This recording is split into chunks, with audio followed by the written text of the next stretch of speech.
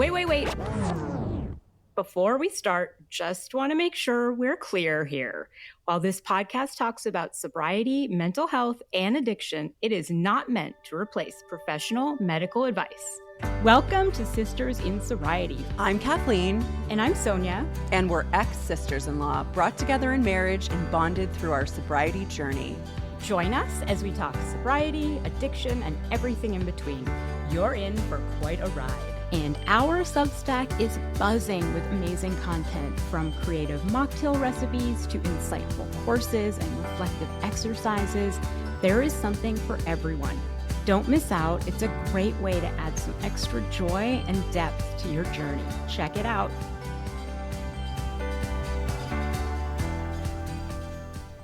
Welcome to Sisters in Sobriety, and today we have Karolina Rzadkowolska, an advocate for the alcohol-free movement and the inspiring founder of Euphoric Alcohol. And Karolina has so many certifications that she uses to support and guide those on their alcohol-free journey. She's a master mindset coach, a practitioner in neuro-linguistic programming and emotional freedom techniques. She's also an author and a speaker who has dedicated her life to helping women transform their relationship with alcohol. And her journey to an alcohol-free life began with a deep personal transformation.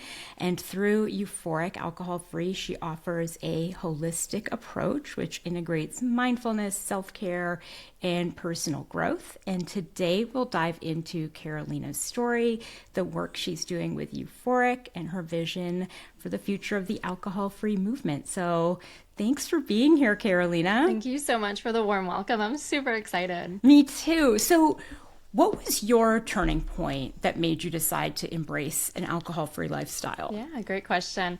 Well, I think what really helped me is I'm going to relate it to the dating world. And in essence that, sometimes we get this intuitive nudge that alcohol is no longer serving us.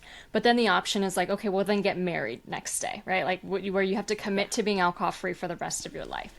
And I think what I tried that was so effective for me is I just went on a first date. So I had been wanting to change my relationship with alcohol for years, and it wasn't so much that the drinking was increasing. It was actually the opposite. As I got older, more healthy, more mindful, I drank way too much when I was younger. I still overdrank quite a lot, but I tried to always, go less and less each year that passed. And I think the mental energy that I put into that, the mental gymnastics, the should I, the shouldn't I, the rules, all that, it drove me mad. And every Monday morning I woke up just feeling exhausted, ashamed, just so upset and frustrated with these stupid rules. And I lived in that cycle for so long, so that when I actually finally heard about Dry January, and this was back in 2017, 2018, it felt like such a breath of fresh air. I was like, oh, I could just take a break from alcohol, as if it never dawned on me before. And I think that Dry January allowed me to experience a lifestyle that I'd never given myself permission to really experience. I felt just incredible energy in the mornings. I felt the deep, restful sleep. I felt so proud of myself too, that level of taking care of yourself every day. And it was really, February comes around. I don't even believe I'm allowed to keep going. I really have this mindset that a normal adult drinks. So if you want to be normal, you have to keep drinking. And I drink a few times that February, and the contrast is so big. Even just a drink or two completely changes my mood. I noticed how euphoric I was feeling in January. Just hiking or having belly laughs or, cuddling with my dog brought me such joy. And then here I am having a drink or two, and I get frustrated and I'm getting cranky, I'm getting impatient. And I'm like, wait a minute. I thought this was supposed to be fun and makes me feel good. And I think it was that moment that I really was like, I want to change my relationship with alcohol for good. I embarked on another break at that point, which turned out to be 6.5 years later.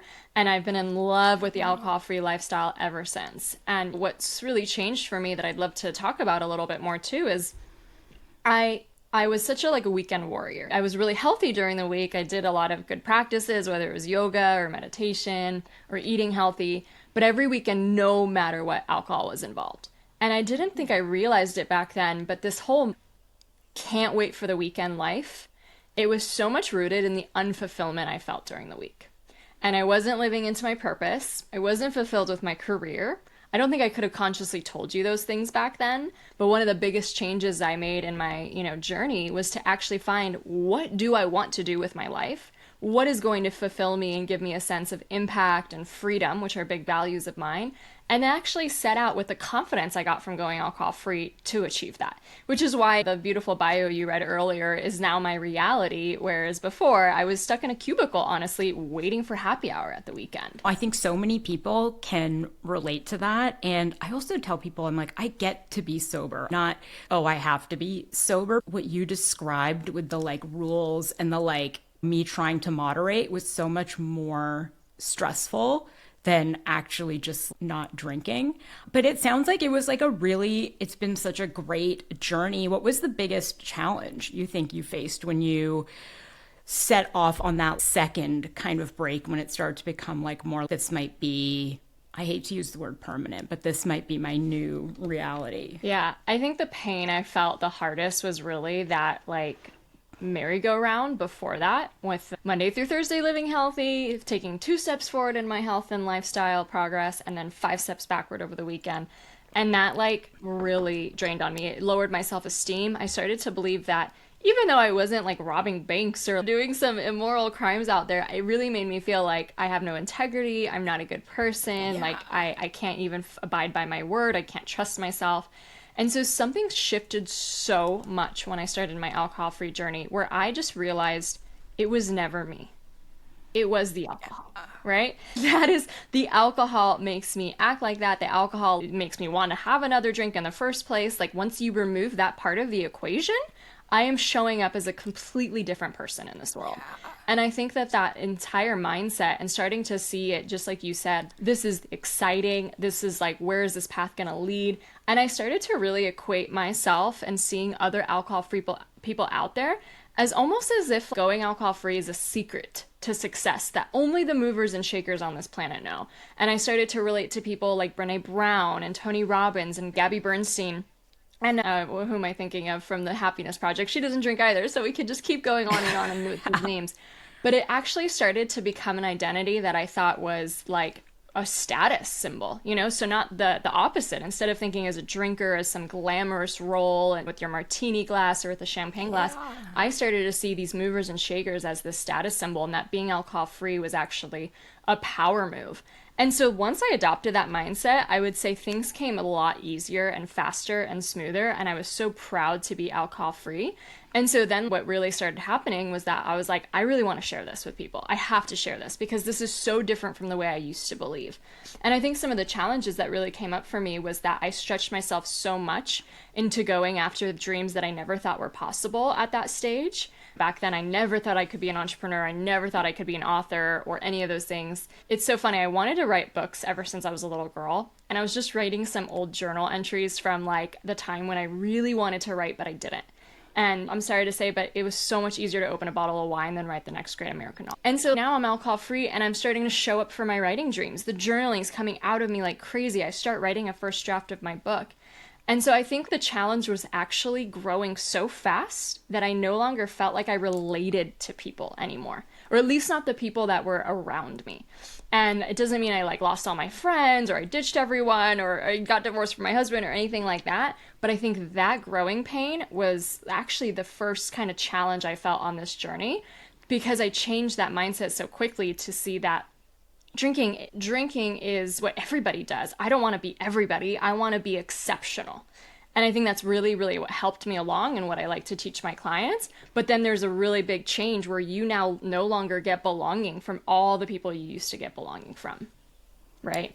Yeah, it's so true. I feel that so deeply that I like my identity was like I was fun. I was a party girl and I had no idea what a nerd I was. And so when I got sober, it was like I like knitting and reading and like taking classes. And so, yeah, I get that. And then starting to see sobriety as your superpower. So how else did your identity and perception of yourself evolve? So when you quit drinking, did those other things change? Because all of a sudden I wasn't the fun kind of party girl. And so it was interesting. I wouldn't say it was hard, but it was interesting to shift my perception. Yeah.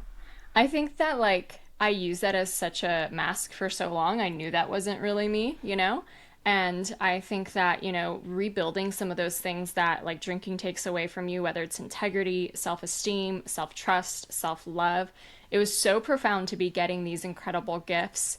And I think that that identity shift, it's almost wasn't in the negative, right? What I want to say is I think that the brain gets so shocked that you're going from drinker to non-drinker. It's such a huge change for the brain, right? Like, wait, we've been married to this other identity for so long. I thought we're party girl. What's going on over here? That I actually think it's such a ripe opportunity that you can change anything at that point in the brain and it will fly. So when I was saying I couldn't be an entrepreneur because I'm foreign, I'm shy, I grew up really introverted, I think of like entrepreneurs as these Silicon Valley guys who are super well connected and schmoozing with capital venturists. All of a sudden, my brain's already confused that we went from non-drinker or drinker to non-drinker. Why not be an entrepreneur, right? And so I think it's actually this really cool time where identities already get shaken up. For example, I thought I wasn't a morning person. And it's like, what version of me decided that? And I think sometimes we allow the younger version of us to carry our identity for the rest of our lives, which is asinine because our brain's not even fully formed yet then. But okay, so you're not a morning person as a teenager. Of course not. Teenagers' brains actually need to sleep more and sleep in longer, right? They're even trying to change school systems because of that, because of their different hormones and changing levels. And then obviously you're not a morning person when you're a drinker, right? Because it sucks in the morning. So it's like I had this previous conception of what my identity was based on almost these falsehoods that I got to really unpeel and unpack and then really discover who the true me was. And it turns out I love mornings, right? So it's just so interesting that I did that with so many things. I thought I couldn't be an entrepreneur. I thought I couldn't be an author. I thought I couldn't leave my day job and actually be a full-time self-employed person. I never thought any of these things were possible, but I also never thought I could be a non-drinker and be happy about it. So I actually think it's the coolest opportunity ever. The first 2 years of sobriety is like, you can do and be anything that you've ever wanted. And this is the perfect time because like the brain's already a little, oh, okay, we're still getting to know who we really are and what's really possible for us. Yeah, I totally agree. I think that too. Did you have a moment? I've had a few of them, a year in or 2 years in, where I think for me it was a morning thing where I saw the sunrise and I don't think I had seen a sunrise in 20 years. And I was just awestruck. But do you remember a moment like that you can like pinpoint? Yeah. It was actually my first vacation in Hawaii that I was alcohol free, and I did everything. I was waking up to watch the sunrise. I was doing yoga on the beach. I was going snorkeling. I was riding my bike across the island. I was trying all these I literally packed so much in, and I was having so much fun, just really embracing the natural world and myself. I was alone on that trip, and I had this really intense kind of like contrast because I was walking down the street and I walked by this like dark bar. And it was really popular, right? And I'm just thinking to myself, these people saved their time off. They paid all their way to get to Hawaii. This is like their one trip to finally get here. And this is where they're hanging out. And it's not like a judgment thing because it's like you could have probably found me at that dark bar too. But it was just like when we think that drinking is the only thing that's fun in this world, we literally miss everything. Right? And we miss the sunrises. We miss the beautiful wonder and awe to have on this planet. It's not to say I didn't do fun stuff when I was drinking, but I think in your mind, because of the way that alcohol induces a dopamine response that's very artificial, very much like a drug, everything else seems like but drinking gets to be this exciting.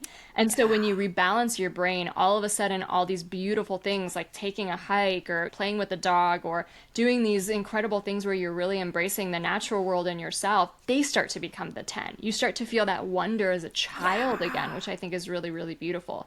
So that was like a really cool moment too. And along that same trip, I actually described this in my book, but I met this woman who, it was 11 a.m., and she asked me if I wanted to go to the bar with her. I was talking to her on the beach, and I was like, okay, but I don't drink, but I'll go with you. And so we go to this bar, and I order non-alcoholic beer, and she gets 2 shots and another drink on top of that. And after she finishes that, she's out of it, right? She's blotto, and she's just slurring, and then she's, talking and crying about an ex-boyfriend. And I thought to myself, this woman has literally no options left for today. Like all she could do for the rest of the day, it's 11 a.m., right? Is she could either pass out or she could drink more and feel even worse, right? And it's not like I've never been in that situation. Of course, I was in those situations of day drinking, but it was also that contrast of I still have all of the day. I have so much to do to see. And this is how I used to think fun, like what fun was, right? So it's also really unpacking.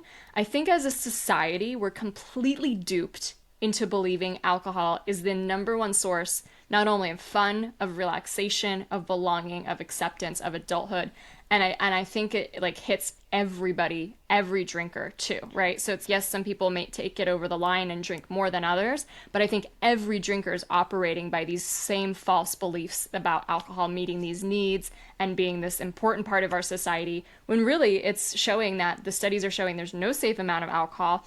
And I think it's going the way of cigarettes, in the sense that, does anyone really need to smoke cigarettes? Is there a point to that? You know what I mean? Yeah. And I think we're seeing that really change in the alcohol-free movement. Yeah, I love that you talked about the vacation. That was where my sunrise happened, was Italy. And I think back, and I booked the trip before I got sober and went on it once I was sober. And so my plan was just to go wine tasting the whole time. And you're so right. Like, once you get to wine tasting, like, that's it for the day. You're not operating like heavy machinery. Like, you're not going to get on a bike.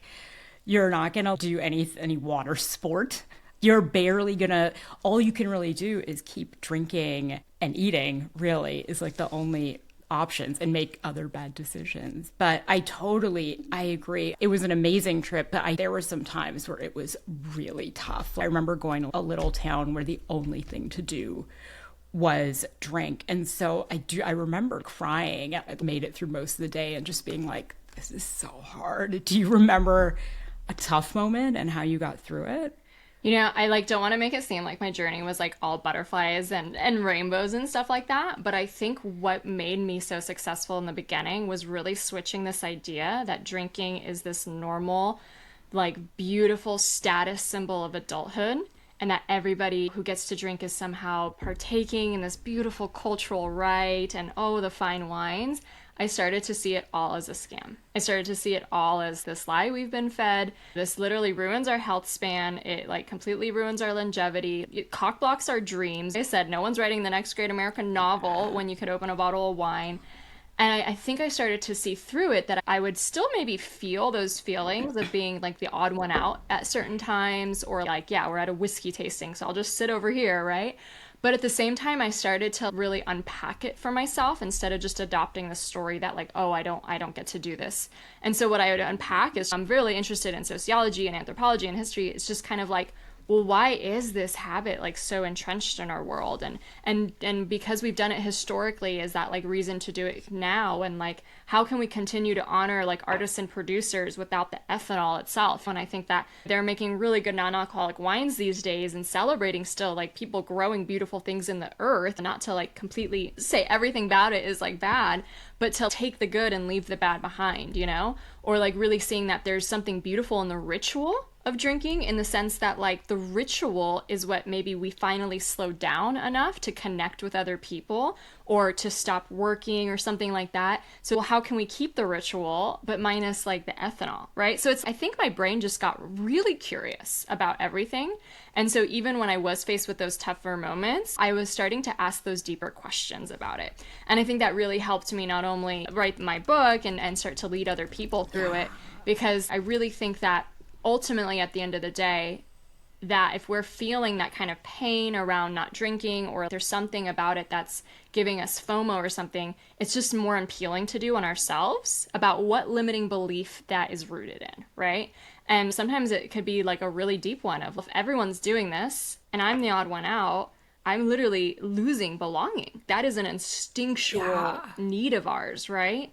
And I think it's actually really important for alcohol-free women to find community, and to find, whether it's in an alcohol-free community or maybe in entrepreneurship communities or personal growth communities, to find a new sense to belong to.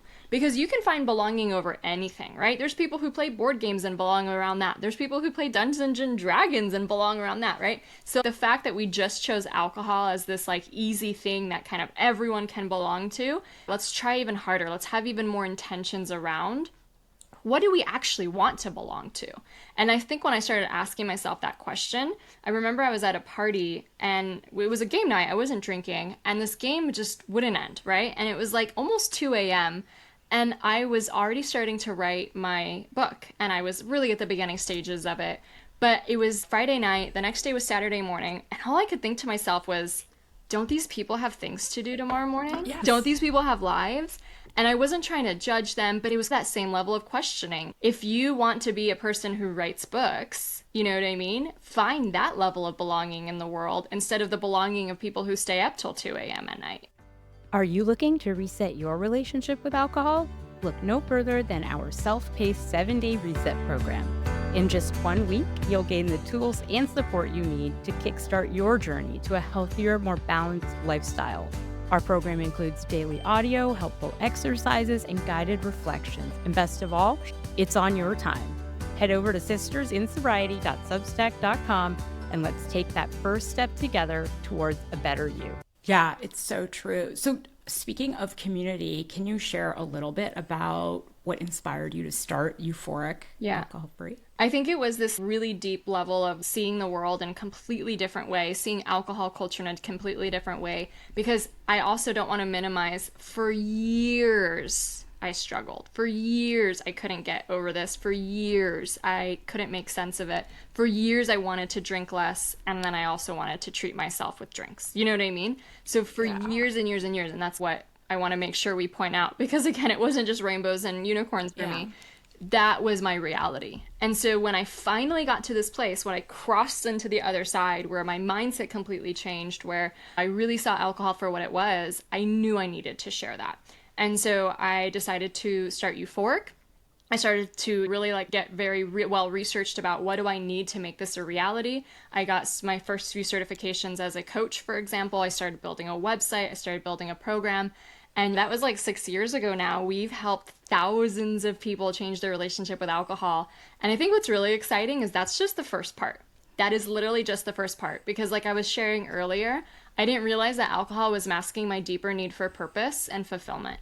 And so I think that's a really beautiful question. Not only does the identity get so scrambled in your alcohol-free journey that literally anything is possible, but it's also time to find what really gives you fulfillment, not just a 20-minute buzz. And I think that is actually the secret. After you do all the mindset work to change your alcohol beliefs, I think that's actually the secret to long-term sobriety, is finding your deeper purpose. Because when you're living in that, it's like alcohol becomes such a small little thing in the rearview mirror. It just can't compare.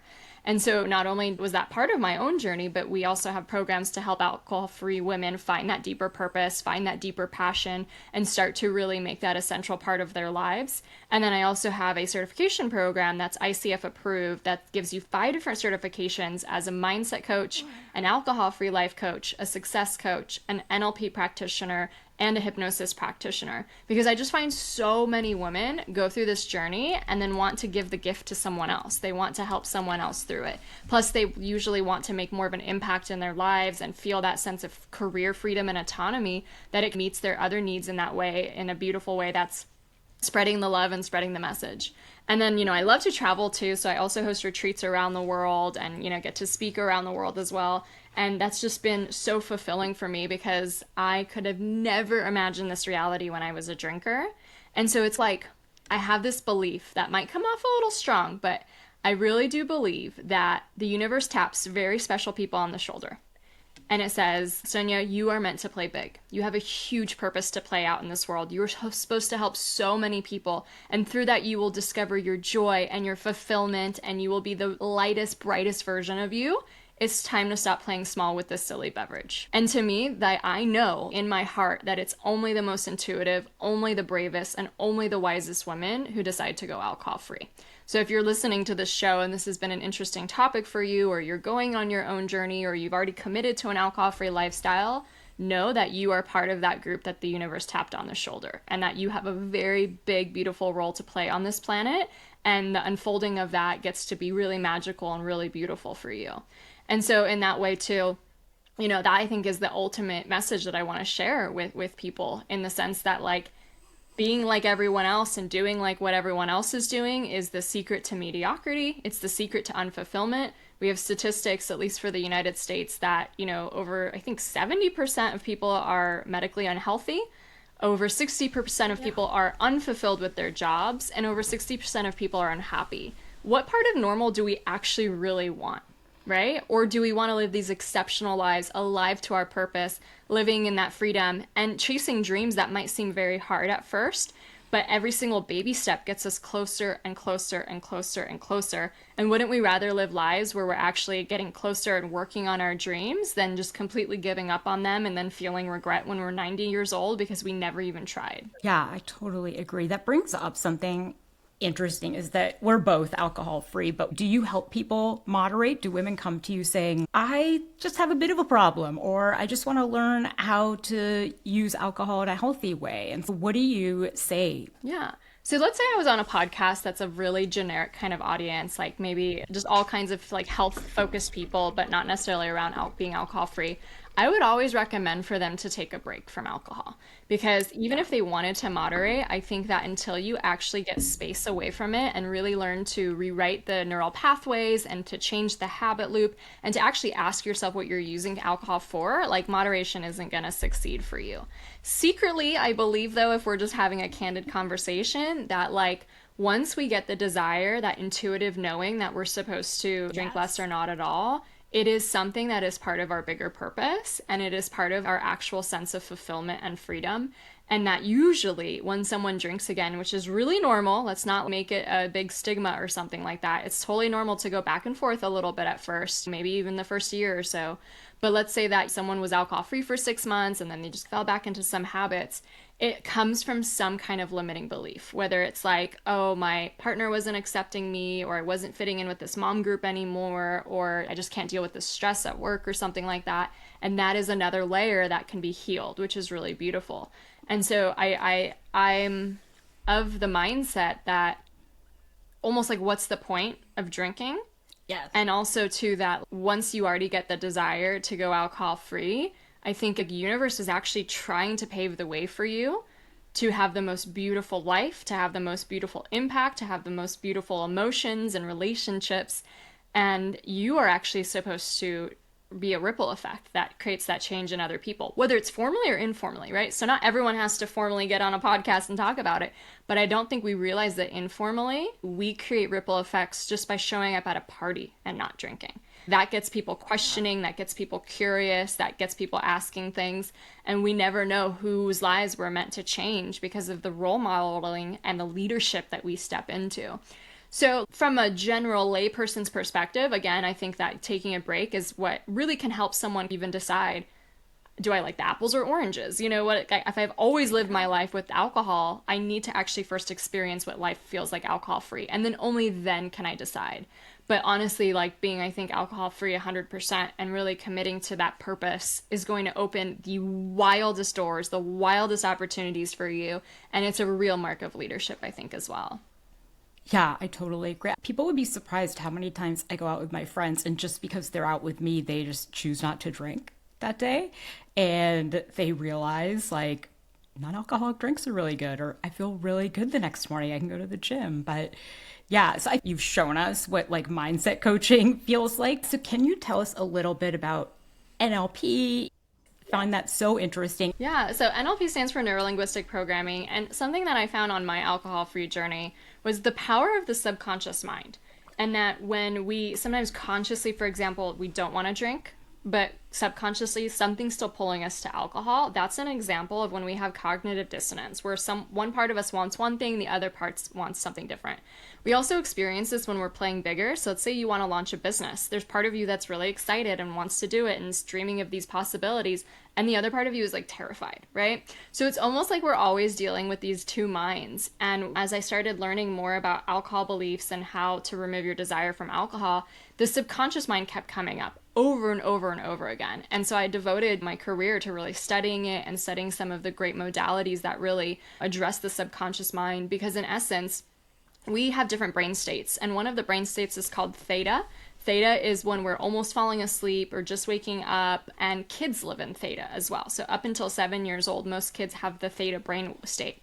This is when you're highly suggestible, where your conscious prefrontal cortex isn't on as well. So everything that's said to you just gets absorbed and you just believe it. And this is why children believe in Santa Claus and the Easter Bunny. It's just absorbed.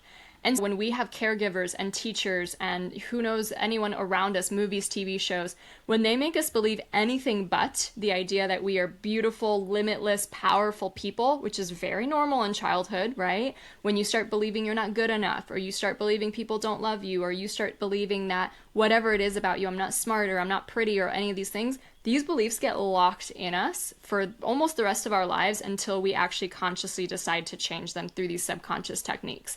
And I think alcohol programming gets in there too. Even though most of us probably aren't drinking before the ages of 7, we're observing it. We're watching parents drink, we're watching adults drink, we're watching, movies and TV shows with it as well. And so even then we start to get this belief into our system. Alcohol is the code to adulthood. Alcohol is the code to belong. This is what I do in society to be part of everybody. You know what I mean? And then we continue repeating. We still have these things that go into our subconscious even as we're older, where we have these alcohol experiences. For example, I am introverted and I'm really shy when I was growing up. So when I started drinking alcohol as a teenager, oh my God, this magical elixir. Now I can finally be confident. Now I can finally be the extroverted version of myself, right? And so I implanted this belief in my mind that alcohol is the secret to confidence and to being the life of the party, in essence, and popularity and all that kind of stuff. And so this is like the fun work I do, not only to help people change their alcohol beliefs, it's let's unpack all of that. Let's actually see, does alcohol help you be more confident? And let's now use our adult minds and our ways of thinking and also ways of doing subconscious techniques to unpack that and get to the freedom that it's not true and it's not serving us. But we can also do this with other things around, like maybe not believing that we're good enough, or maybe we don't think we're smart enough to launch a business, or whatever kind of limiting thing that we're struggling with. Neuro-linguistic programming is really the language of the mind. So it's really deciphering how we interpret the world and then how we encode that information into our different beliefs and to our identity and to our values.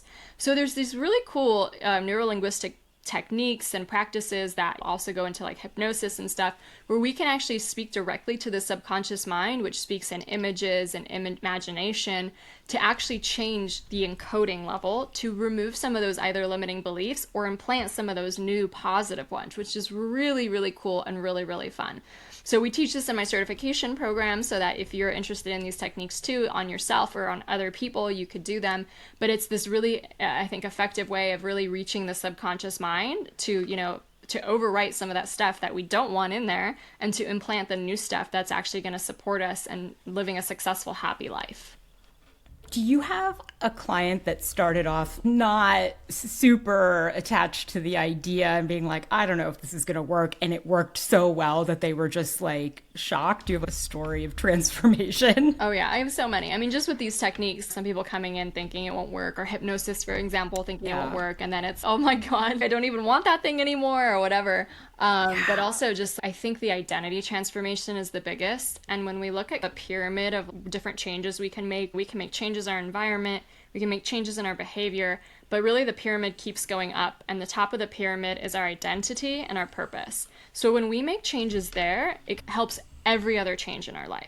So for example, if you just wanted to work out more, that's like a behavior, right? So if you're like, okay, I gotta work out more, I gotta work out on Monday, I gotta work out on Tuesday, you know how that goes, right? But if you start adopting the identity of an athlete, and it's like, oh, I'm an athlete, I work out because that's what athletes do, I do this because I'm an athlete, that's an identity that's so much more powerful. And I see that's really affected not only in the alcohol-free space, but also into the new identity of who you want to become. So for example, I have clients who shifted their identity to authors, and they're now publishing books with publishing houses. I have clients who've shifted their identities to entrepreneurs, and they're now making 10K, 15K months from their businesses, and were able to quit their day jobs that were not fulfilling. I also have like clients who do just things that they've always wanted to do. So for example, one of my clients, she quit her job, moved her family to France. They lived in France and just traveled around and learned the language and really got immersed in the culture and stuff. And now she's writing a memoir about that experience. And I just think it's such a really incredible thing to see that when you're living a life aligned with your values, aligned with your deeper dreams, that supports you in building healthy self-esteem and self-love and self-belief, and you're working on healing. Obviously, there's a lot of healing to be done. Let's not say that there's not work here, but that your identity starts to shift so much. And that scramble I was talking about, it's like you can implant in any identity you want, right? And that's the real key thing too, is that you want it. So for example, I don't want to be an astronaut. I have absolutely no desire to go to space. Like, that is not a dream of mine. So it's not saying that any person can become anything, right?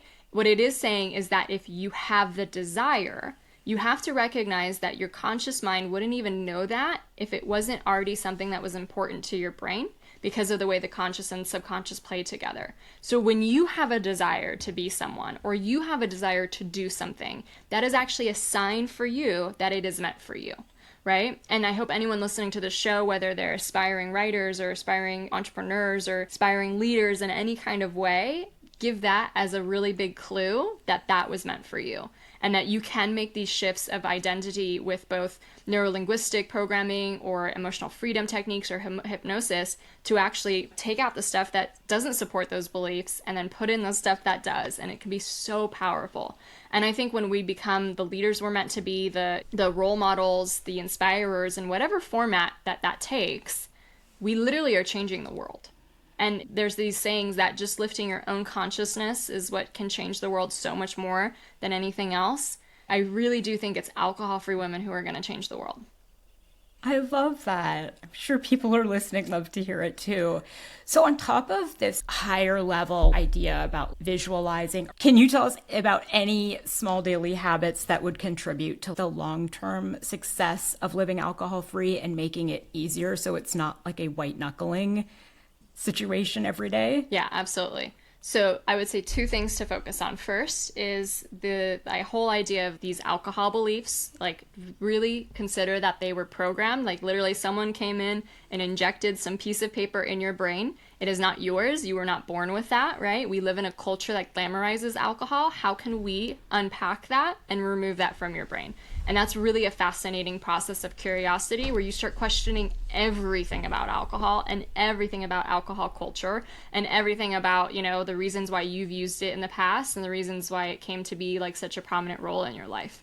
So that's like what really helps remove the desire for alcohol subconsciously. And we can do that, through a reflective journey, but then we can also go even deeper into the subconscious mind. For example, there's something called parts integration, where you are an NLP, where you literally talk to the two different sides of you, one that wants something and one that doesn't, and you're able to get like the higher purpose of each, and so that they can finally come together and understand. So sometimes when we do things that are not serving us, it's actually a protection mechanism at the end of the day. But when you understand that from like a higher level, you can finally forgive yourself and really start to meet your need in a new, beautiful way without that maladaptive practice. So that's the one side, is like, if you still feel FOMO when you don't drink, if you like miss alcohol, or if you feel deprived when you don't drink, if you want to stop drinking, but you just can't imagine life without it, like, start there. And my book is a really good resource to just start to unpack some of that stuff. But I think the next thing I'm going to say is creativity, because if we believe that alcohol is the main source of having fun as adults, we have no idea what's actually fun for us, right? Alcohol, let's say, is just an artificial stimulation. I could give you a drug and we had the same experience, but what is real fun for you? What is organic joy? What actually lights you up? And it's really normal at first to grapple with boredom because we're not used to filling our time. And so I think that's actually a brilliant place to start, because once you dive deeper into your creativity, and I have a section of my book that's all about trying new experiences, like going to the tango class you've always wanted to try, or going to pottery classes, or a writer's workshop, or Zumba, or whatever. Once you start really honing in on your passions and your creativity, I think that deeper purpose is going to emerge. I think you're going to start to discover what really lights you up and gives you a sense of meaning and fulfillment, and that is going to carry you so much further and faster with that real sense of a core, like, I matter and this matters. There's this author called Steven Pressfield. He's really famous for the book called The War of Art, but there's this other book he has called Turning Pro.